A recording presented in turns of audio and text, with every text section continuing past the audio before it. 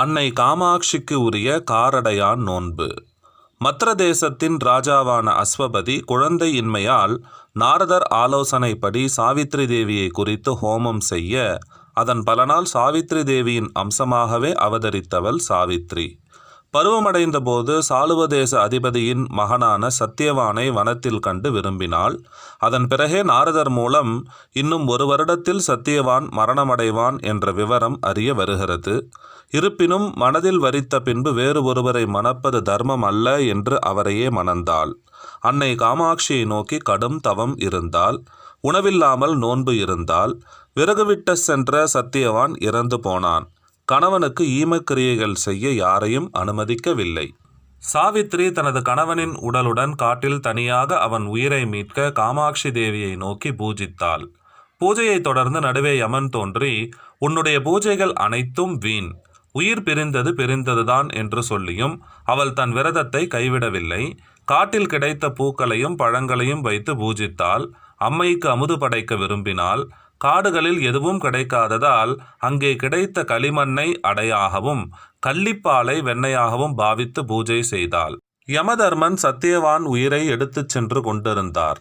சாவித்ரி விடாமல் பின்தொடர்ந்து சென்றாள்.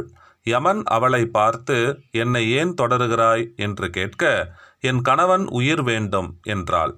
வேறு எதை வேண்டுமானாலும் கேள், தருகிறேன் என்ற யமனிடம், எனக்கு 100 பிள்ளைகள் வேண்டும் என்று வரம் கேட்க தந்தேன் என்றார். தொடர்ந்து அவரை பின்தொடர்ந்து, உங்கள் வரம் பலிக்காமல் போகலாமா? கணவன் இல்லாமல் எப்படி உங்கள் வரம் எனக்கு பலிதமாகும் என்றாள். யமதேவனுக்கு அப்போதுதான் சாவித்ரி தேவியின் மதிநுட்பம் புரிந்தது. சாவித்ரியின் பூஜைகளையும் மதிநுட்பத்தையும் மெச்சி உள்ளம் குளிர்ந்து கணவனுடைய உயிரை தந்ததோடு இழந்த ராஜ்யத்தையும் அளித்தார். இவ்வாறு காலனையே கதிகலங்க வைத்து போராடி வெற்றி பெற்றதற்கு சாவித்ரி செய்த நோன்புதான் காரணம். அப்படி சாவித்ரி செய்த பூஜையே இன்று நாம் அனைவரும் செய்யும் காரடையான் நோன்பு ஆகும்.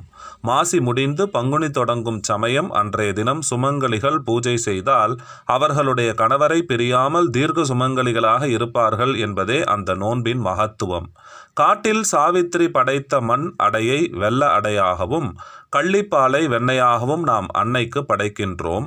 பூஜையின் போது, உருகாத வெண்ணையும் ஓரடையும் நான் உனக்கு தருவேன், கணவனை பிரியாத வரம் வேண்டும் என்று சுமங்கலிகள் அனைவரும் காரடையான் நோன்பு எனும் பூஜையை செய்தால் சாவித்ரி போல திடமான மனதையும் கொண்ட கொள்கையில் உறுதியும் அன்னை காமாட்சியுடைய திருவருளையும் பெறுவார்கள் என்பது பெரியோர்களின் கூற்று ஆகும்.